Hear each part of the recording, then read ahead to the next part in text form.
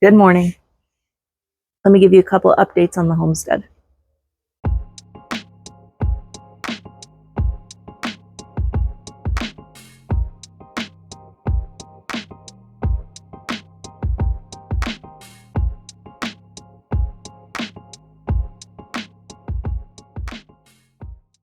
In case you're new here, my name is Sorrel and I'm an Arizona homesteader.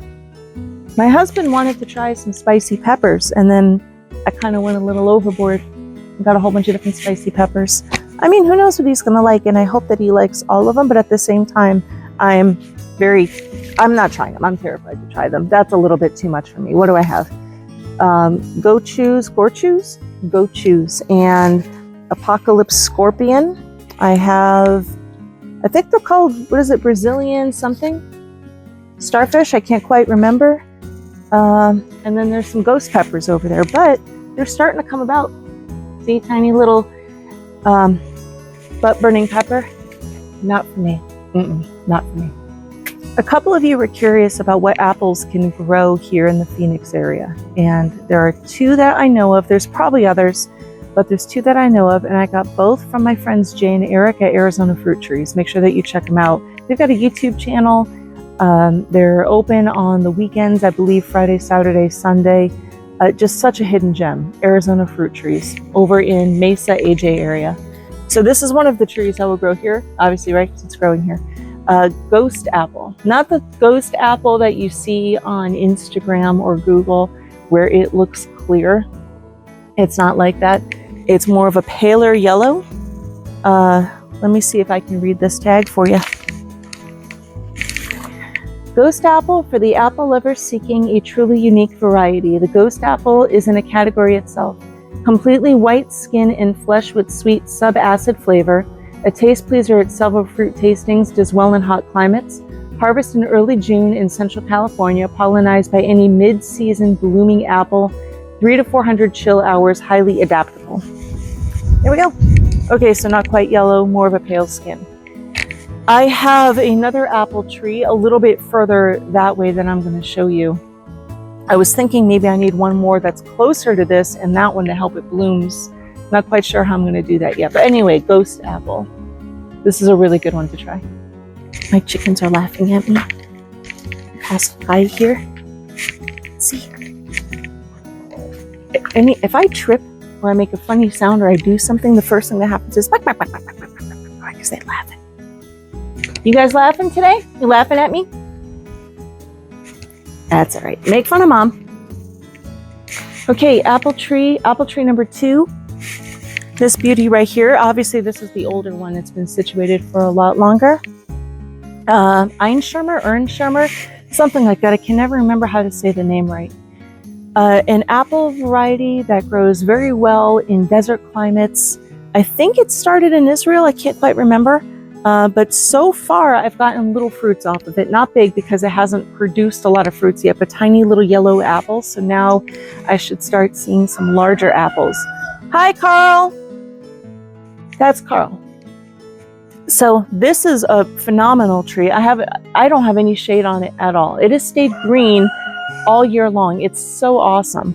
Really thick foliage. The leaves are just incredible. I haven't seen any leaves that have been cut by the leaf cutter bees. I mean, this thing just thrives. And it's directly in the ground, one of the few things that are directly in the ground. And it just keeps going. So I highly recommend this one too. I don't have a little white tag to read off of. I lost that a while ago, but you can read it online. Ernschirmer, something like that. Can you see this? This big, beautiful flower monster? Okay. This is a combination of Rangoon creeper vine and I believe coral vine. I've never cut the Rangoon creeper vine. It's giant. It just grows. And one of the things that it was doing was growing towards tiny house, and which is fine. I don't mind. It was going to kind of add to the aesthetic, except it needs to trellis. So look what my husband and I did. Let's see how well you can see it. See? So we added this cattle panel, 2 of them, and now it's starting to trellis up and around. It's really cool. Getting these flowers that are going into the trellis. So get yourself some Rangoon creeper vines. I got these at Seamus O'Leary years ago. I don't know if he still has them, but you can find the seeds online. If I get any seeds off of it, I'll save them and then let you guys know if anyone's interested. But smells like perfume, like a honey perfume. Absolutely gorgeous. The flowers change color from white to a pink to a red. Really beautiful. Does so well in Arizona. And they will attract everything, all the pollinators. I don't have to do anything to this. I just keep it watered. It's really, really cool.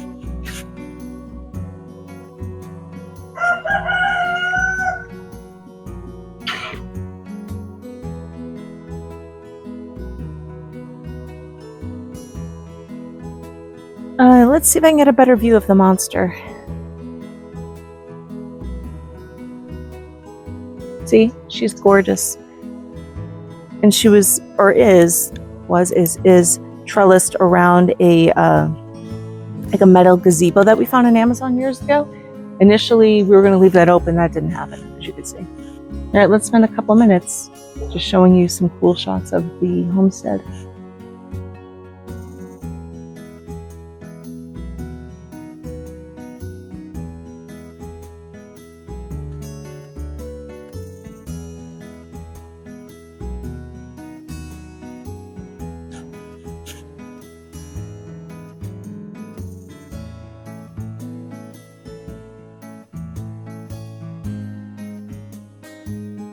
I went no low carb with my husband again, and I have a lot of things growing that have carbs. I have figs. I have so many figs. I have other things, and I'm going to have to break the no carb thing when it comes to figs and things I'm growing in my garden. So I'm not going to let that go to waste. So speaking of that, Little Miss Figgy's producing again. This is Little Miss Figgy. Don't let her name fool you like it did me. It's not a Little Miss anything. It's supposed to grow into maybe a 5-foot manageable like shrub bush. No. How tall? Easy 6-7 feet now. I mean, I'm 5'3", so everything's taller than me no matter what. But yeah, 5'3". No, I'm 5'3". The bush is not. The bush is like 6 feet. It's huge. So it produces these little purplish figs. They're quite good. They're really not that bad at all. Not my favorite, but not bad. They have a very light flavor. They're really nice. So, Little Miss Figgy. That's a good fig. Okay. I taught my first ever official soil class last week. It's Stephanie from the Potter's Bench and a lot of new friends. And it was incredible. I loved it. Loved the experience. I loved the opportunity to be able to tell everybody about the in-depths of soil. I thought it was such a cool experience. And so I'm going to be doing it again I don't know the schedule yet, but I'm going to be doing it through my Instagram, maybe even YouTube. I'll be setting it up on my own, and then you'll all get a Zoom link if you sign up. And it will be about an 1.5 to 2 hour class. And I'm in the process of developing a advanced class as well. But the initial class is done. It's completely done and built. I needed to make sure that I had the details right for it. And it's just really important that if I put out this information, that it's right. And not just right, but in a way for you guys to understand it. Not saying that it's above anybody's heads, but I think there's a couple of reasons why soil isn't taught in the depths that it is in a school setting, outside the school setting. It can get really complicated. It can get really weird.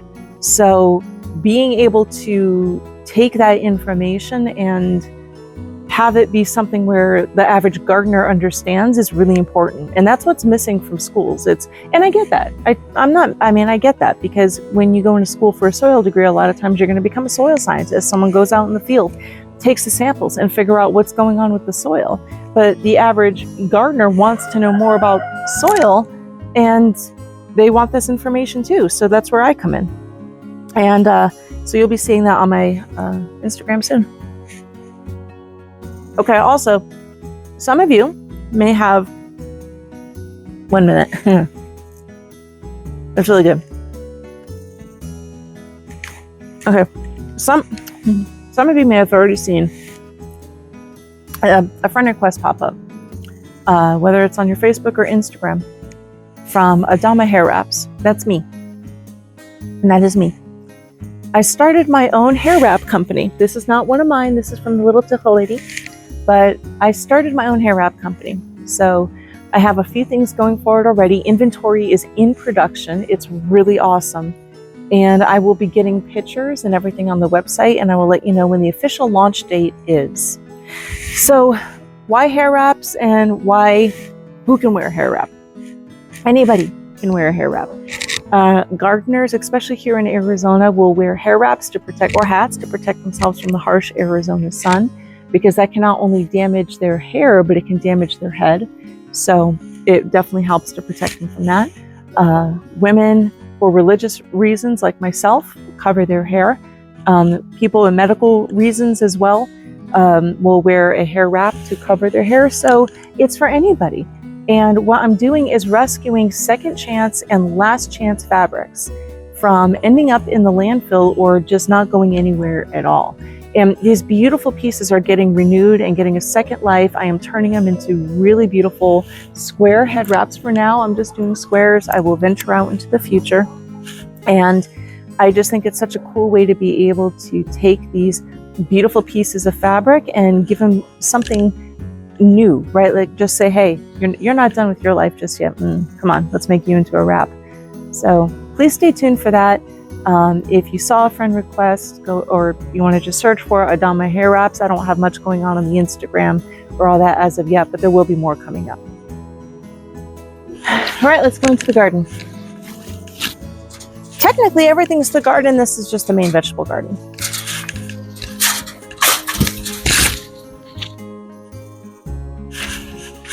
Okay, so you know what is awesome but sucks at the same time about having plants that are growing prolifically is you can't trim them until they're dormant. So in the meanwhile, you have to just kind of bushwhack your way through.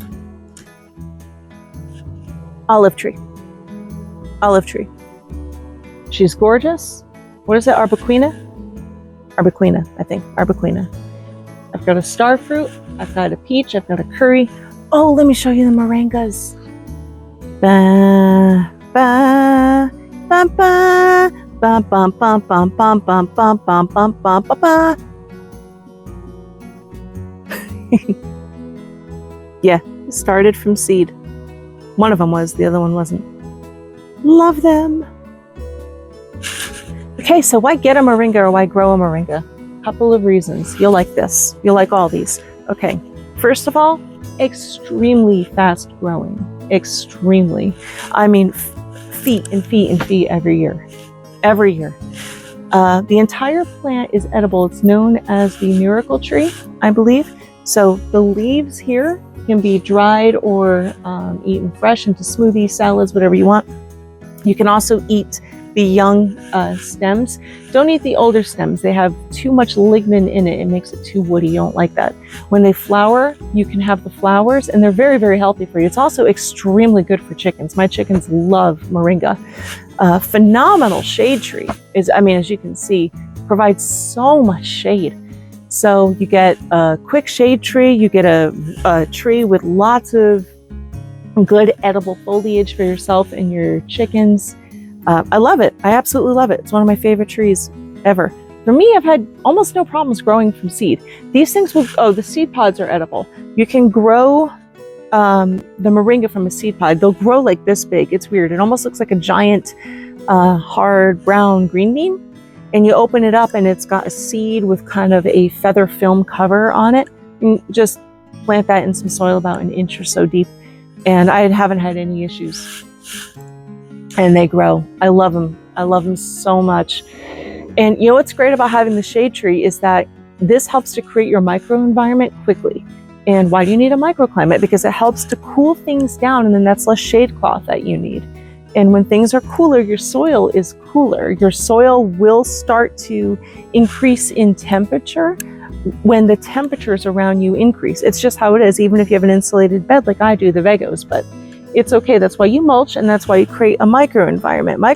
environments also help to cool that surrounding encapsulated air, and then you can grow other things that need a microenvironment or microclimate like avocados. So lots of benefits. Get yourself a moringa or grow a moringa. Okay guys, that's it for today's vlog, but thank you for watching. Stand by for the soil class and some more videos. Now that it's cooler, I can make a lot more videos. I don't have to be outside with myself and my camera overheating. And neither do you. Isn't that great news? So anyway, you know what to do, as always. What is it? Save the soil. And if you're new to my channel, now you know. Save the soil. All right guys, have a great day.